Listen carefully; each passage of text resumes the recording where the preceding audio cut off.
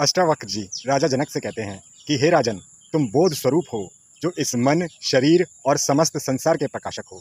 दोस्तों, पिछले कुछ वीडियो में हमने ये तो देखा था कि हम अपने मन में उठने वाले विचारों के साक्षी हैं, वे हमारे ही प्रकाश में प्रकाशित होते हैं।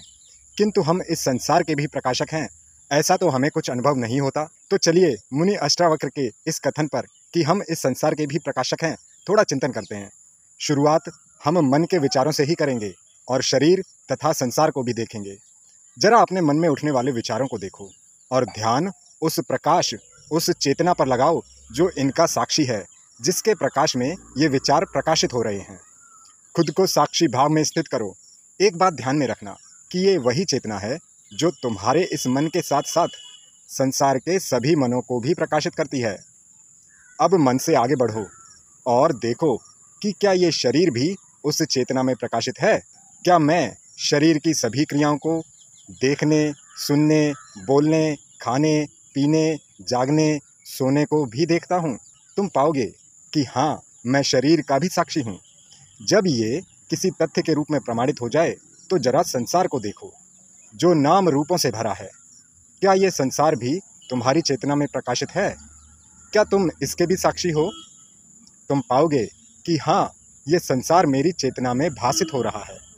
जरा देखो, यहाँ कितने शरीर हैं, कितनी वस्तुएं हैं, तुम सभी को देख रहे हो। देखो, यहाँ कितने मन हैं, वह चेतना उन सभी को प्रकाशित कर रही है जो तुम्हारे मन को करती है।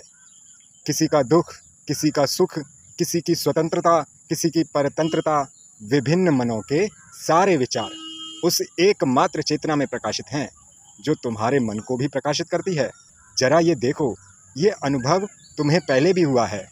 जागृत अवस्था में भले ही पहली बार हो, किंतु स्वप्न में भी तो तुमने यही देखा है, जहाँ तुम होते हो और एक संसार भी होता है, किंतु सब कुछ तुम्हारी चेतना में ही प्रकाशित होता है। यह वही चेतना है जो स्वप्न को भी प्रकाशित करती है, इस जागृत अवस्था को भी, और जो सुषुप्त के अंधकार का भी साक्षी है। तुम पाओगे कि हमारी चेतना नहीं, हम चेतना के हैं। हमारे अंदर चेतना नहीं, हम चेतना के अंदर हैं। जैसे अंधेरे कमरे में पड़ी वस्तुएं प्रकाश होते ही विभिन्न नाम रूपों के साथ अस्तित्व प्राप्त करती हैं, ठीक इसी तरह ये संसार जो विविध नाम रूपों से युक्त है, उस परम चेतना के प्रकाश में ही अस्तित्व पाता है।